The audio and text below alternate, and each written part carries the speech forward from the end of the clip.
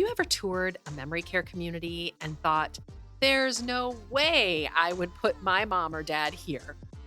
Well, we've worked with so many families who have felt exactly the same way. They tour the community and leave feeling defeated, no matter what their loved one's level of memory loss is. I'm your host, Valerie Borgman, and today we're taking a look at why families have such a strong reaction to memory care communities. And if you've never been to one, we're going to take a look at what exactly you can expect.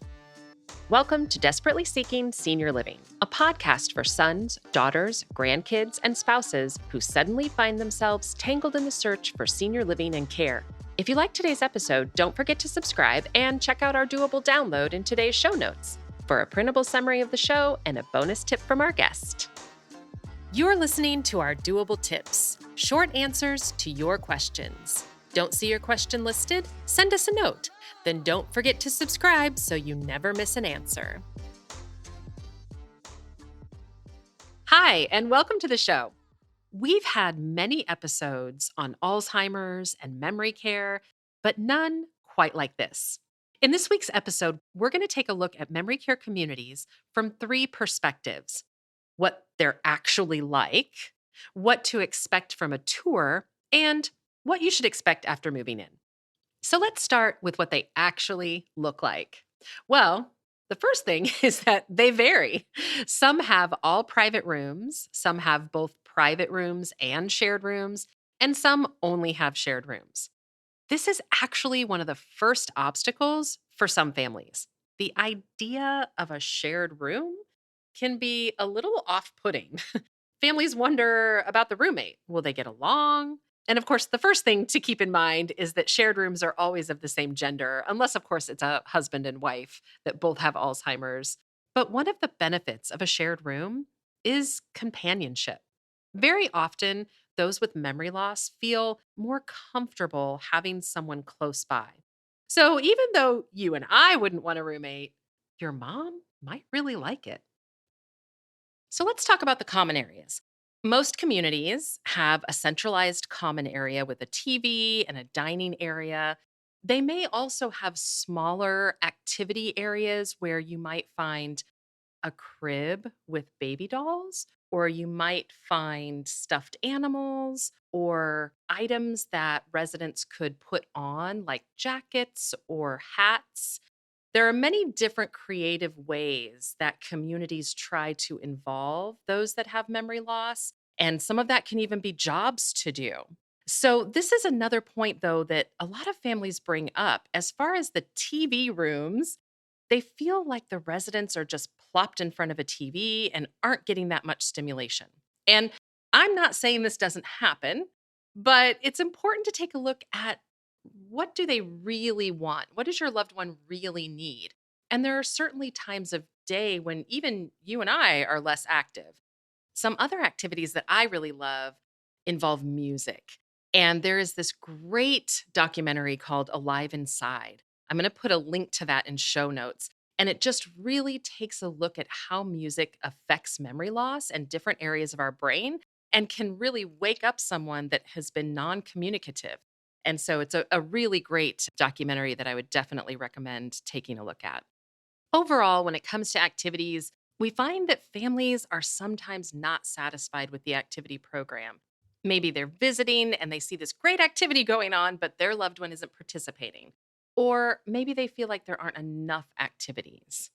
It's important to recognize that with memory loss, there are going to be good days and good hours and bad hours. And sometimes too much stimulation can be a bad thing. So, one of the other things that families have mentioned about memory care communities that really kind of bother them is the fact that the doors are locked. They kind of feel like this idea of their mom or dad being locked inside doesn't feel good. But of course, with memory loss, you just never know. Even if your mom or dad isn't wandering and exit seeking, which is what they call it, even if they're not doing that right now, it doesn't mean that they couldn't do that unexpectedly.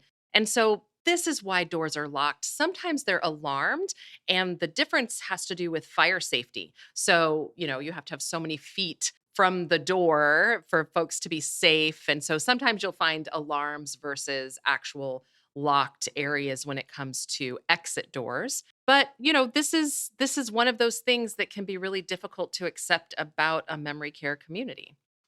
Another big difference between assisted living and memory care is that you may or may not find call buttons. And part of that just has to do with the fact that someone who has memory loss may not remember when to use the call button appropriately or not really have any idea what it's used for at all. And so, very often, you'll find that there won't be the call buttons, but the memory care communities usually have more staff on hand, and they're usually doing checks with the residents just to make sure that they're okay and doing well. Also, with memory care, you'll find that they should be really monitoring your loved one in terms of when they need things. When are they sundowning and maybe they need more attention? When do they usually need to use the restroom? And so, really trying to make it a much more personalized care plan because most of the time, with someone with memory loss, they're not able to always make their needs known. The staff should be trying to anticipate your loved one's needs. And this is really where you can be an amazing advocate, especially if you've been the caregiver. If there are things that even the smallest detail could really help out the caregivers. Another thing about the care is that in a community setting, you're usually going to find that the residents are at different stages of Alzheimer's or dementia. And this can be really hard. We've had family members tell us after touring a community that there is no way they could see their loved one there because the residents are way more advanced than their mom. Or maybe there are more residents that are advanced, or even if it's just one or two, they don't want their mom to see what her future in the disease could be. And I would challenge you to just kind of think about how much of that is your perception as a family member. Most of the time, there really is no way to control the different levels of Alzheimer's and dementia that residents have. And so sometimes it's just a matter of asking yourself, would your mom even notice? Is it something maybe that you're more uncomfortable with? So, now that you know what to expect from the community itself, let's talk about the tour. You'll usually start in an office, sitting down and talking through your loved one's needs and your expectations. And then you'll actually go through and tour the memory care area. Now, if you're touring memory care for a current need, it may help you to think about the things that your mom or dad does. The more you can prepare yourself for the tour, the better. With memory care, there is no way to predict what you might encounter on a tour. Here are a few things that we've encountered when taking families on a tour. A resident might start to follow you around. They may try to talk with you or touch you. They may be playing with dolls or their own clothing. They may be just wandering around. There might be bathroom accidents. They might be undressing themselves. They may call out, like yelling, and they may try to follow you out the door when you leave. These things can be really startling and uncomfortable and just difficult to face, especially if this is your first memory care tour or if your loved one is at a different stage, maybe an earlier stage, and they're not exhibiting some of these things. So try to mentally prepare yourself. And sometimes it can help to think about whether you want to tour alone or whether you want to bring a family member or friend. And also, most families wouldn't bring their loved one on this first tour.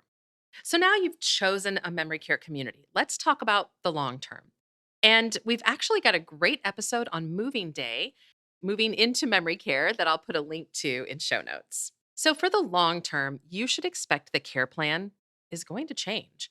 It's going to change because your loved one's needs are going to change as the disease progresses. So a roommate might be a great match today, but maybe in 6 months, it starts to not be a good match. Or maybe sundowning might change bathing routines or activity times. Even a full moon and the changing of the seasons can affect your loved one. But with all these changes, you should find a supportive community and not just the staff, but other family members. This is such a brutal disease, and having the support of other families that are facing the same challenges you are is crucial. So try to be as objective as possible as you're going through and touring and even choosing a memory care community. And go with your gut. We tell families all the time that if it doesn't feel right, move on. And now that you know more of what to expect, prepare yourself mentally and emotionally, and just trust that you'll know when you've found the right place. Today's episode is brought to you by ClearPath Senior Living Solutions. ClearPath helps families find assisted living, memory care, and other resources. Find our contact information in today's show notes. Check out this episode's doable download in show notes for details, including industry terms and definitions we discussed, as well as a bonus tip from our guest. Have questions or your own tips to share? Leave us a message. We'd love to hear from you. And until next time, make it doable.